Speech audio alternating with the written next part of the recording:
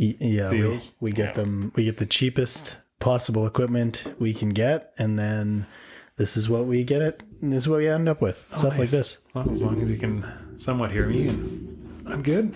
Can you guys hear me? Oh, that's nice. Yeah. Do you enjoy the Like sound? a T-Rex. You got a T-Rex coming to the office.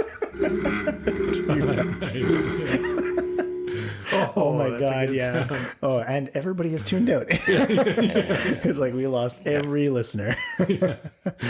Okay, well, here we are. Welcome, Luke. Yeah. To the Good Human Podcast. Of course. We don't have an intro yet. But No? No. You don't have like a The Oilers radio network or something like that? You don't have Like, Good Human Radio Podcast.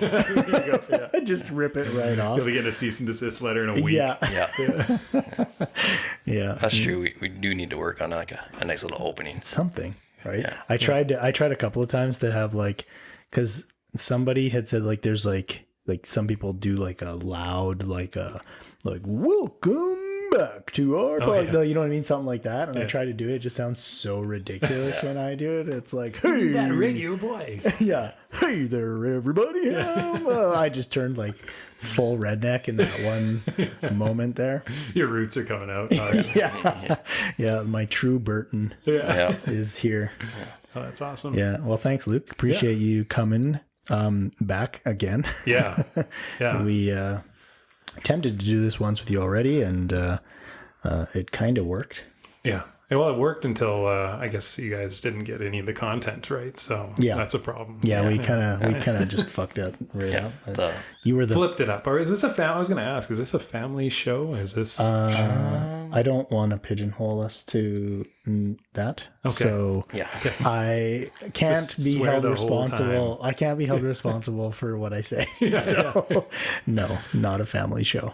Okay. Well, as you're mentioning, we had that first one that didn't really work out, but we had a part 2 already that did work out. Yep. Yep. And I realized on the way here that I was wearing a gray shirt and black pants. So there's not going to be... No, they're not going to cross over at all. Oh, they're not? Okay. Because I was going to give you like a clip where I was going to be like, hey guys, and I know we're going on to part 2, but I really thank you for the hardcore questions about my childhood trauma and all my shortcomings. Made me sweat a lot through my shirt and my pants. Good thing I brought a second pair. Wow, you really put a lot of thought into the costume change. Just let you edit that out and like... Yeah, just come back. Sweat through my clothes. Yeah. That was your go-to, Yeah. right? Also, my hair gets shorter when I get stressed. So. Well, I appreciate that our guests are taking that much time to like think about this, the appearance of this show. Yeah, of course. I was just going to tell people that you shit yourself. Oh, really? Well, that works too. Yeah. Pop my back into my shirt. Yeah. Could that? Yeah, Yeah, I do have kids. I understand that's possible on a regular basis. Yeah. Well, that's a great way to start this bad boy out. yeah. Good. The good thing is like like redoing it now. It's like we're probably all going through a little bit of trauma now that like with the Oilers season kicking off now, it's hockey season. So I think us three are pretty big into hockey. That I think our nights are kind of becoming a little more occupied with these games and Oh yeah, a lot of anger. Yeah. there's been anger to kick the season off. Yeah. And Yeah, absolutely. And I'm sure you remember, the first couple games they were against Vancouver, and we had some new neighbors move in next door. Yeah. And turns out, I had a good chance to meet them a few days, a couple weeks they're not after. Vancouver And fans. they're Vancouver fans. They came out for like the cul-de-sac meet and greet because we live in a cul-de-sac and there's lots of kids around. So wearing Pavel Bure jerseys, I bet. I don't think he'd dare. He's coming out to gauge the scene. But these days, if you're a Canucks fan, it's kind of like a pat in the back, and you're like, you'll be all right. Like we've been there. You'll have to rebuild 2 or 3 times. Then you'll be there. You just need a generational player or two. Yeah. And so the first few games there, we were like, oh man, he's gonna have a rough go. The Oilers probably gonna just dummy Vancouver. The first couple games started off, he's gonna have to go to his office in Edmonton and be the new guy on campus, a Vancouver fan. And here we are getting just trounced the first game of the season. 8-1. 8-1. Your neighbors just peacocking himself all around the cul-de-sac. The next morning, His 7 chest, o'clock, I'm like, who's mowing the lawn? I see him out there with a tank top, a beer, a cigarette, he's just smiling ear to ear, just waiting for the first guy to come out of the garage to go to work. Just give him the wave. How you doing? Yeah. How you doing today? Hammering the flag post in for his new Canucks flag in his front lawn. Jeez. Yeah. So if you're listening to this and it's later in the season and the Oilers are doing well, just know that we are fresh off this 8-1 loss and feeling pretty raw about it right now. A little salty going on over here. Yeah. Well, that's the thing, right? It's the same thing like every year. And I saw like somebody posted the other day, like, I think this is the year. And I'm like, are you sure? We've been saying this since 2007. You know, what has like, changed? The Yakupov draft. We were all like, this is the year. Anybody who said this is the year in the Yakupov draft, I feel like they were sadly misleading themselves. Totally. Well, I shared a meme on Instagram, and it was Homer Simpson, and it's like 2006 Oiler fan. He's got the navy blue Oiler jersey on. He's looking in the mirror, and he's like, this is the year. And then it's modern day Homer Simpson. He's got no hair. He's got the current Oiler jersey on. He's like, this is the year. Oh yeah, didn't the 2006 version have Hemsky on the back? Yeah, it did. Yeah. I was like, yeah, that was definitely it. Yeah. No, it's fun. You go to games. You got a lot of plans this year. Do you have seasons or? I used to share season tickets with my dad, but that kind of petered out a bit over the last few years. So I get opportunities through his company tickets every now and then if he can take me. So I probably get to, I don't know, maybe 5 or 6 a year. It used to be closer to like 11 or 12, but I honestly I like watching them at home. Beer's cheap. Yeah. Bathroom access is easy. Yep.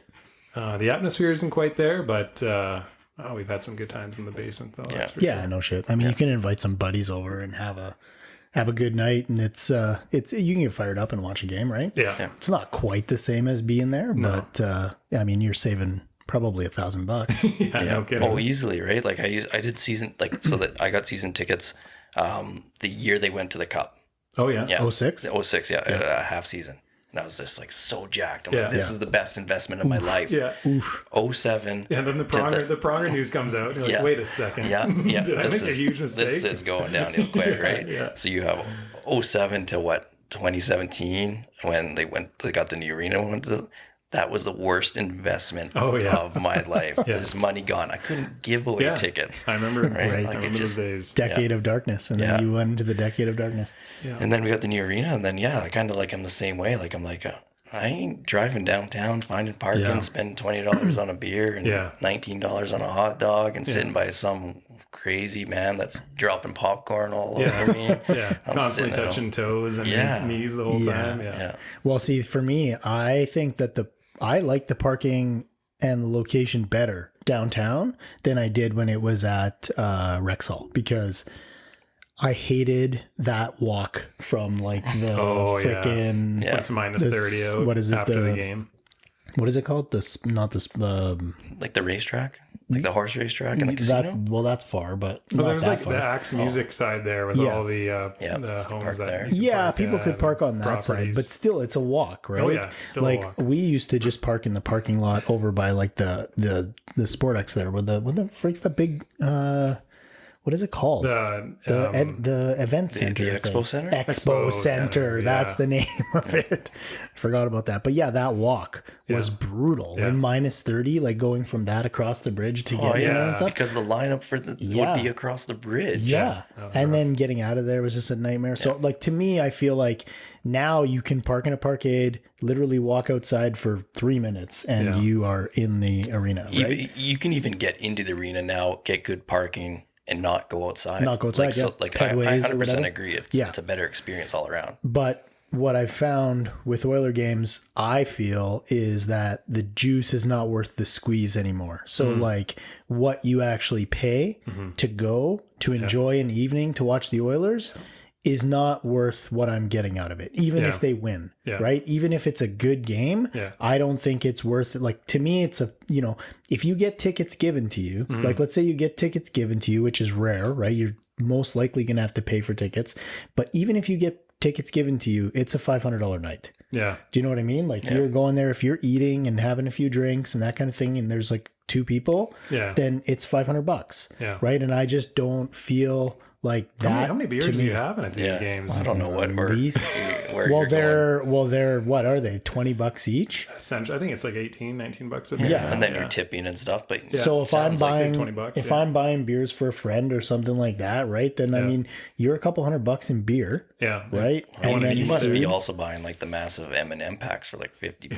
Well, you gotta get the one of nacho those. hat. You gotta get a $30 nachos. You got to get the 50-50 right? ticket. You gotta get 50-50 the foam tickets. finger, Parking. the big gold chain that says "Go Oilers." You gotta get everything. Everything. You gotta do it all. So then, like, are you guys getting away out of Oiler games less than $500? Because what am I doing wrong? I don't get the foam finger. That's a lie. I've seen you. I still use my foam finger from 2006. Nice. Prong or foam finger. Yeah. Okay, well, let's move off of the Oilers because we're still a little raw about that. So, on this podcast, we like to talk about some real estate stuff because it's, most of us are realtors. We have a lot of realtors on here. And we have found over the years, Justin and I, which was part of the reason for making this, was that people have some funny stories to tell in our industry. And I know from talking to you, Luke, that you have some funny stories. And you have one specifically that that you have told us before that we think is pretty funny. Seared into my mind. Yeah. Yeah. So tell us about that. This was early on in my career here, and I've been doing this for 7 years now, and it was probably, maybe year 1 or 2. And a little bit of backstory. I don't have the best relationship with cats. We had a lady, you'd call her like the cat lady, down the street growing up, and she had like 9 or 10 cats, and those things they'd go at it at night outside my window, and it's terrifying sounds when you're 5, 6 years old. Yeah, fair enough. So I get into this house, and there's a cat there, of course, and it's incredibly territorial. So I go to war with this thing, and I have to back it up into the laundry room, which I tell my clients later, we're not going to be showing you the laundry room today, but it was nice, like from what I could see, beyond the claw marks on my face and the blood dripping down my shins.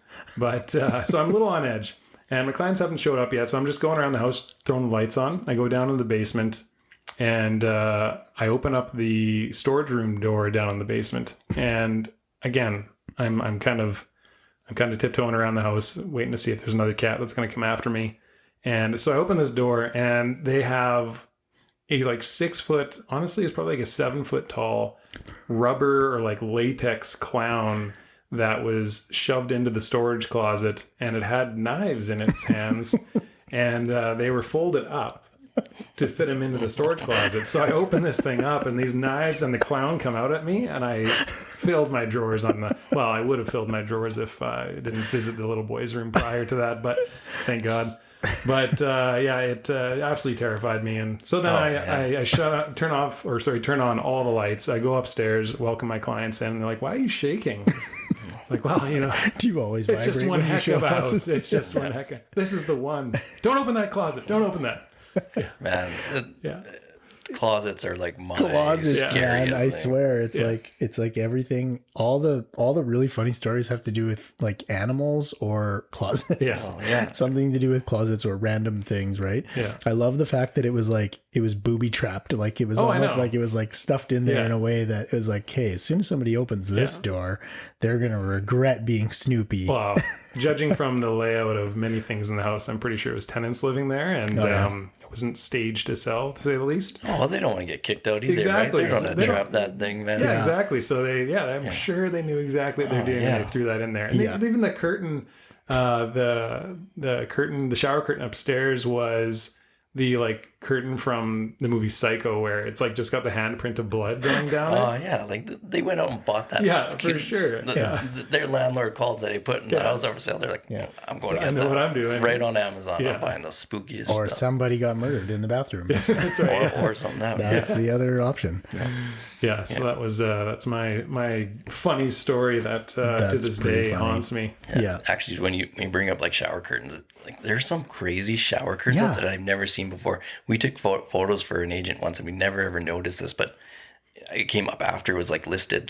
The agent's like, "Did you notice this on the shower curtain?" I was like, "No," and it was like a pig, a massive like pig, and I can't remember what it said, but the bottom word said bitches. Huge. And it was like this big art thing, but the whole bottom said bitches. So Oh, really? Didn't notice it No, either. and on like the photo online, like it just nice. clearly said like, because it was like the middle of the photo, bitches right across like the nice. bottom. I'm like, I did not pick up on that. It's an interesting funny. piece. Yeah, not something I'd be like scrolling for some curtains, be like, yeah, that's the one. I know. I was like, where did you got that custom made? Yeah. That's a photo that definitely ends up on the realtor. Facebook and Don't put Instagram. these photos on your MLS listing, Yeah. sort of a thing. Yeah. So okay, that's hilarious, Luke. Thank you for that. Mm-hmm. What would you say are like? What would you say are like? Do you have any pet peeves like in real like, estate? In real estate in general? Like, is there anything that like grinds your gears? You know what really grinds my gears? I say most recently, this actually became a pet peeve of mine. It wasn't for a long time, but have you guys ever seen that South Park episode about realtors? I haven't. Like I haven't. The whole premise of it is people from, I think it was San Francisco or maybe it's California, I can't remember exactly. They're moving to like the small towns. There's that big city exodus going on where everyone wants to live in these cute little small towns. So of course the town of South Park in Colorado, the real estate goes crazy. And I feel like I've seen memes of this, but I don't think yeah. I've seen like the whole episode. yeah, it's solid. I watched it a while ago, and it so Cartman realizes that there's money to be made here. He's like, oh my gosh, I looked into what realtors do, and Butters, they do nothing. And so he's like, all we have to do is take these pictures where I'm smiling ear to ear. I have to do some video walkthrough tours. So the whole premise of the episode is going off of like the realtors that were doing well in the industry in South Park are now battling Cartman, who's realized that this is a pretty simple formula, and so they're trying to like figure out how to one up him constantly. So the videos are getting more ridiculous and like moving through homes even slower and slower. And the big one that got me was the crossing of the arms realtor photo, cliche crossing of the arms, and the big smile, and Cartman just starts doing a bigger and bigger smile and like crossing his arms more aggressively and Leaning back further. Yeah, and that's like, and then there's this battle of who can do a more ridiculous billboard. Next person is leaned back, like limboed over backwards. Yeah, pretty much. Yeah, That's hilarious. I was gonna have to check that out. yeah, I have it's to watch that. Every realtor should watch it, especially those who think really highly of themselves. Yeah. But yeah, so in that it really like outlined the video walkthrough tour, and it's just one of those things where it's just starting to grate on me a little bit. I do it myself. I know you guys do too, and it's a great way to showcase a property, but like the industry is constantly evolving, and I feel like what's the next step? It's hard to kind of beat that, but it's just everyone's kind of got their own take and feel, and there are some people, and there's someone that works within our brokerage that is Ben Lotz does a fantastic job. And he was kind of a pioneer in many ways in regards to his style, For sure. and it really worked for him. And I'd say his are far more genuine than a lot of them. Absolutely. So I can't bash him, but there are many out there where it's just the cookie cutter formula. Yeah. Well, it is like, right? Yeah. I got to get that one shot of the slow motion of the tap on. That does bother And me. the sync. Yeah. That is a pet peeve. I'm like, whenever I see that shot or of a light fixture, right? It's a slow panning, slow motion shot of underneath of a light fixture. It's like, what? I get it. Like artistically, it looks cool. Yeah. But how in any way, shape, or form is this like Showcasing the property. Yeah. I'm going to highlight this vase of flowers that aren't included in the sale. Exactly. Yeah. Right? Or some of their art or something like that, like a really cool piece of art or something. And it's just, it doesn't make any sense at all. No, but some buyer might see that faucet and just be like, it wasn't sold in the house, but that's a nice faucet. Look at the flow. Look at the flow of it. Feng shui. But yeah, that's my pet peeve and I don't know how to get around it right now, but I'm getting exhausted by the amount of virtual or the walkthrough videos and stuff like that. I feel it. It's so true because like we went to a period where like that was the next best thing. Yeah. And then when people start to follow each other, you're just doing the same thing over and over. And we got sick of it too. Like that was our go-to for a while. And then I was like, I'm done. Yeah. Like I'm done. Yeah. It's not unique anymore. Yeah. And it's just like finding what's next. Yeah, what's the next step? Or how do I spin this? Yeah. That's better. Yeah. So Virtual reality. You know, there was a time when like I thought VR was going to take off, and I was like, we should do virtual reality walkthroughs where someone would just put on these goggles and then walk through the house essentially. But which I mean, I don't think is still out of the realm of possibility because now with, you know, the announcement of the Apple goggles, whatever the hell they're called. What are they called again? It's like Apple Vision Pro. So with the Apple Vision Pro, everything is augmented reality, right? So when you have augmented reality, that's much different to me than virtual reality because now you're looking at like an actual piece of furniture that's sitting in front of you as you're walking through the house, right? So like you're walking around, you know what I mean? It's like, yeah, you can feel like you're there, but like in the augmented reality of it, you're like, okay, I can sit down on a couch and I can see like what it would look like to have a TV here and that kind of thing. So I think it definitely changes, like the virtual walkthrough from a stage where you can get a better feeling of what it's like to be in the house, like the actual size and the square footage, which I don't think that translates in video. Yeah, that's right? true. Yeah. So like video and like the 3D tours that like we do, like the Matterport tours and stuff like that, those are great for getting a feel of like what the layouts and stuff like that. But to me, it's all about space. Yeah. Right. It's like, what's the space feel like when you're in it? And I think that the only way you're going to be able to actually like get that to translate across is in like a virtual or augmented reality type setting. Yeah, absolutely. Yeah, virtual will be here one day, but there's that cost of entry with virtual that not everybody's going to be able to afford these goggles. So there's still like we're going to be in a period now where it's like, what's the in between? So I think it's trying to find like a creative niche that like Ben's done that. Yeah, you know, agents have got to just kind of adjust a little bit. But 100%. Yeah, I mean, it's always going to be evolving. No matter what, right? There's going to be somebody's going to come out with something, and then every other realtor is going to do it 10x, just like the South Park episode, right? It's exactly. Like, oh, you're yelling in your listing videos, I'm going to yell louder. Yeah, you know what I mean? You're funny in your listing videos, I'm going to try to be funnier. You know what I mean? So it's like our whole industry is based on copying. Yeah. Right? Like everybody does the same thing. We all bought pens. We like the pumpkins at this time of year. Everybody's giving away free pumpkins. Like it doesn't matter what it is, but there's like it's always like one person's like the pies. That's what that one got me this year. Everybody's giving away pies for Thanksgiving. Oh yeah, the Costco pies. Right? Everybody's like if you went to Costco and the pumpkin pies were sold out, it's because us realtors went and bought it and we're giving them away to everybody. Society. Like, you didn't get a pie for your Thanksgiving dinner because this guy bought 47 of them. And then humble bragged about it on Facebook. That's right. Because he gave away a lot of pies. Yeah. Oh man, that's brutal. That's okay. But we had a pie. And it was fantastic. And it was from Costco. Well, I went to Costco, bought a pie. The last one. Yeah. Well, I got a pumpkin pie from Costco. They're massive. And then I go on Facebook and there's realtors buying 100 of them. I'm like, was I supposed to buy like more? Was that like, am I missing out on like a marketing genius plan right now? How many pies did we have last year? Yeah. How many pies are still there? Just one? Go to Costco. Yeah. Justin's calling all of his clients. He's like, hey, I could only eat like a quarter of this pie. Do you guys want any of it? I could deliver it. I'm bringing a Ziploc baggie, like a slice from us one by. Sorry.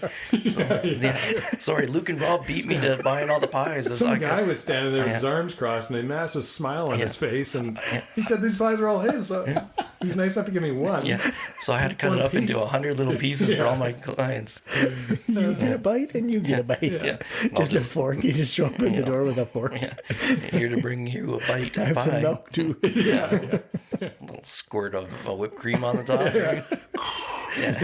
You need the team for that. You got to get your assistant to bring the whipped cream. Okay, get in here. Get in here.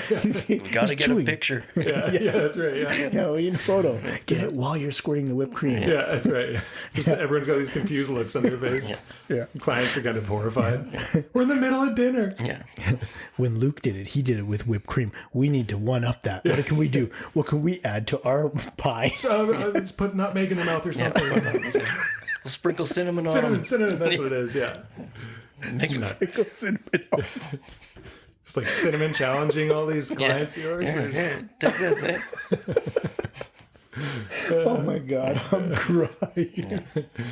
Oh, that is hilarious. That's realtors for you, right? That is, yeah. And our ideas come at like the last minute. Like if it's Thanksgiving, like what we think What is do our people best. want? What do people want? What do Yeah. people want? Yeah. It's the night before, right? We're like, oh my God, I need pie. I need turkeys. Yeah. I'm calling the next butcher trying to get turkeys. Yeah. Whatever holiday it is, we need to deliver 100 of those. Yeah. Right? Bags of candy for Halloween. Yeah. Like the kids aren't going to get enough candy. Yeah, We don't exactly. go trick Fill or 'em up. treating. Yeah. Yeah. Here's your trick or treat. Actually, that is actually a good idea. Give people their Halloween candy to give out. Then Isn't there a shortage of Halloween candy this year or something like Is that? Or I heard there was rumblings for a while, but yeah, I don't know. that's funny. yeah. Okay, should we move on? Sure. Oh God, I'm dying in this conversation though. This is so funny. Good. I'm glad you're enjoying it. Okay, Luke, since this is the Good Human podcast, we like to wrap it up by nominating a good human, or have our guests nominate a good human for our Good Human campaign. For people that don't know what it is, it's our social good campaign to try to find a way to recognize people in the community that do good things or are just good people in general. And we we want those people to be nominated by our community. So we put it out there online, and you'll probably see if you're following on social media or anything like that we like to put out, a prompt every once in a while for people to actually nominate good humans.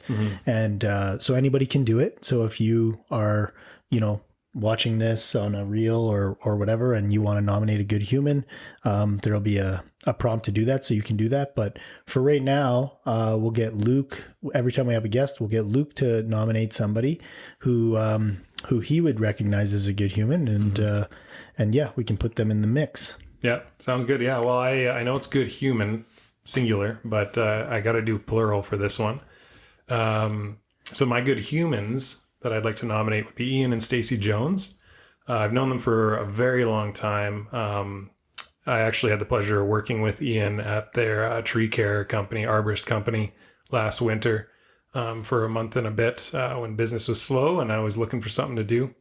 And as soon as he found out I wanted some work just to keep myself busy, he put out his arm right away and said, yeah, come on board. Let's whip you into shape, because it's hard work, especially in the dead of winter. And so they're a classic example of people who constantly are putting others before themselves, and probably to a detriment sometimes. I think they'd maybe admit as well, but it's a good problem to have. And, one story that comes to mind was Ian worked with a fellow, and this was actually before he owned a tree care company, or maybe shortly after, actually, when he started his own. And he worked with a fellow a few years prior, and he was going through a rough time, and this was in the tree care industry as well, and he ended up ending his life. And it really shook Ian, and many of us that knew him shook us. Just obviously that situation was quite brutal, and Ian knew him a lot more than myself. I had hardly worked with him, to be honest, but I knew a little bit about the situation. And Ian he's the kind of guy where he stepped up to the plate and knew that this individual had a whole bunch of out of town tree work lined up, and he was also the provider for the family.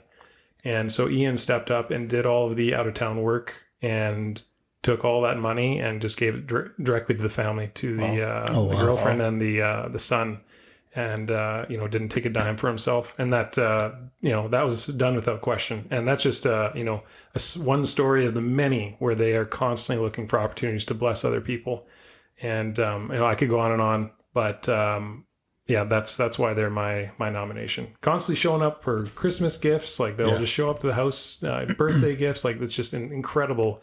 They got memories like an elephant when it comes to remembering special occasions for people in their lives. Wow. Yeah. That's incredible. That is incredible. That's actually like the perfect kind of person we want to be recognizing. So that's an awesome story. And I think they would have a real good shot at winning this just by hearing that. Like that's going to inspire a lot of people. Oh, I hope so. I did not nominate them to lose. No, that's a pretty amazing one. That is an amazing story. I mean, there's not, there's doing good deeds, and then there's like acts of selflessness that go like way above and beyond. That like when you hear stories like that, you think like, man, like this is the type of stuff that if the whole world was like more like this, then this would just be, you know what I mean? This could it'd just be a better place to live. Yeah. And something I really admire about them is they will not humble brag, as you put it. You know, the many things that they have done, I find out through other people constantly. And that actually speaks volumes for me, that's for sure. No, absolutely. And that's the essential part of like just being like just a genuinely good person out there, right? You're just living that way. You're not reaching out for anything in return. Yeah. You're just thoughtful. So huge shout out to them. Yeah. That's awesome. Yeah, absolutely. No doubt. Yeah, big time shout out to them. Hopefully, well, I'm sure at some point down the road they're going to get picked. Yeah. But yeah, no, thanks a lot for doing that, Luke, and shouting them out. They seem very deserving, and thanks for being here today. We appreciate your time and coming back a second time to do this with us after you had your unfortunate accident. That's right. Yeah, no, seriously though, buddy. Really, thank you. I really appreciate you taking your time to do this with us. You and I will obviously see each other later at tonight, where we either go head to head and battle on the ice, or we get to play together. That'll be up to you. Yeah, that will be. And GM for the day. Yeah. So yeah, we're playing some hockey later, and I think that's pretty good for this episode. I don't know. Anything else you guys want to talk about? Or? I like ending off on that. Yeah. It feels good. Okay. Yeah. All right. All right. Thanks, guys. All right. Thank you. Bye.